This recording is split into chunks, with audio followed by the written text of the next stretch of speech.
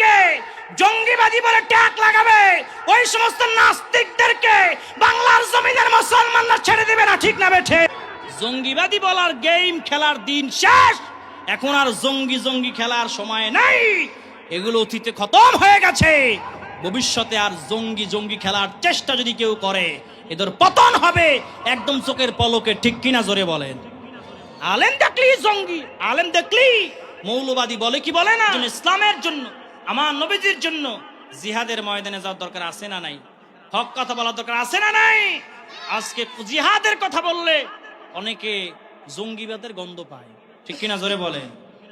পায় না? বাস জিহাদ, ওই যে টক শোতে কিছু নাস্তিক শাহবাগীরা বসে, দেখেন না? শাহবাগীরা টুপিদারি দেখলেই মাথা খারাপ, ঠিক কিনা জোরে বলেন?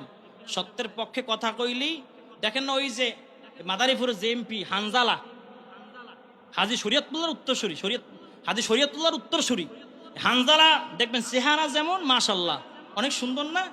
পাগড়িটা যে বাঁধে, যে পোশাকটা কি যে সুন্দর লাগে। এই হানজালা সংসদে ঢুকতেছে, এক মিডিয়া বলতেছে ওই পিছন দিক দিয়ে, ওই দেখ জঙ্গি এমপি যায়, নাউজুবিল্লাহ পড়েন। এটা ভাইরাল হলো, কিন্তু এখন পর্যন্ত কোন মিডিয়ার কর্মী এই কথা বলেছে? এখন পর্যন্ত ওই উগ্রবাদীদেরকে গ্রেপ্তার করা হয় নাই, ঠিক কিনা জোরে বলেন?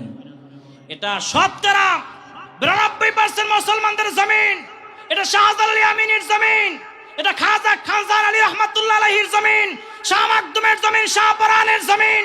এই বাংলার জমিনে একজন আলেম এমপি কে জঙ্গিবাদী বলে ট্যাগ লাগাবে ওই সমস্ত নাস্তিকদেরকে বাংলার জমিনের মুসলমানরা ছেড়ে দেবে না, ঠিক না বেঠে? জঙ্গিবাদী বলার গেম খেলার দিন শেষ। এখন আর জঙ্গি খেলার সময় নাই, এগুলো অতীতে খতম হয়ে গেছে। ভবিষ্যতে আর জঙ্গি খেলার চেষ্টা যদি কেউ করে এদের পতন হবে একদম চোখের পলকে, ঠিক কিনা জোরে বলেন? আলেম দেখলি জঙ্গি, আলেম দেখলি মৌলবাদী বলে কি বলে না? আলেম দেখলি এদের মাথা ব্যথা, আলেম দেখলি এদের মাথা ব্যথা, আলেম দেখলি এদের খাইজানি, আলেম দেখলি এদের চুলকানি, এরম কিছু নাস্তিক আছে না নাই?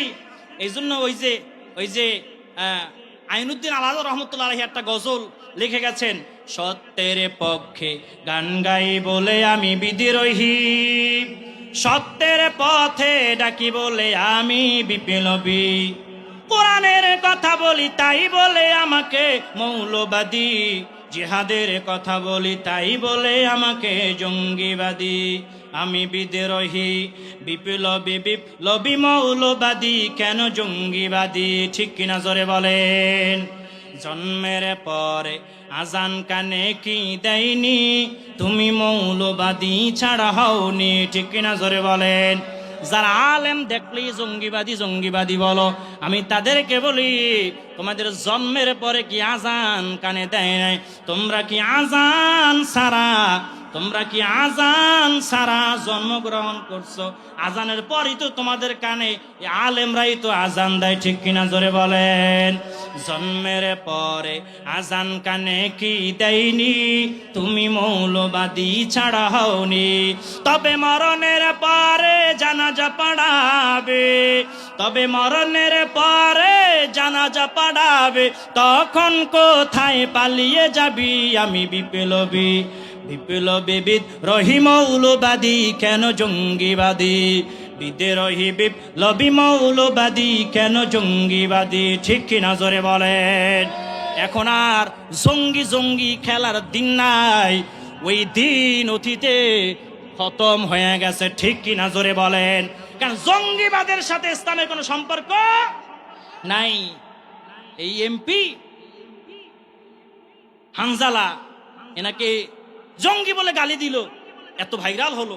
হানজালা শেষ পর্যন্ত সংসদ দাঁড়াইয়া এটা প্রতিবাদ করছে কি করে নাই?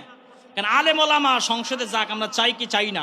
অনেকে চায় যে হুজুররা খালি আল্লাহু আকবার নামাজ পড়াবে আর মিলাদ পড়বে আর খালি মাংসের বাড়ি পেট ভরিয়ে খাবে।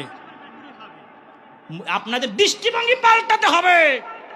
প্রতিটা রমদে সেক্টরে ওলামায়ে কেরাম যদি থাকে, এই বাংলাদেশে আর কোন সাদাবাস টেন্ডারবাস দর্শকদেরকে খুঁজে পাওয়া যাবে না, ঠিক না বেঠিক? যারা বলে মুসলমান, ঠিক কিনা? আলেমদেরকে প্রতিটা সেক্টরে আলেমদের থাকতে হবে। আলেমরা যদি সংসদে যায় তাহলে কারো ক্ষতি হবে না, লাভ হবে, ঠিক কিনা জোরে বলে?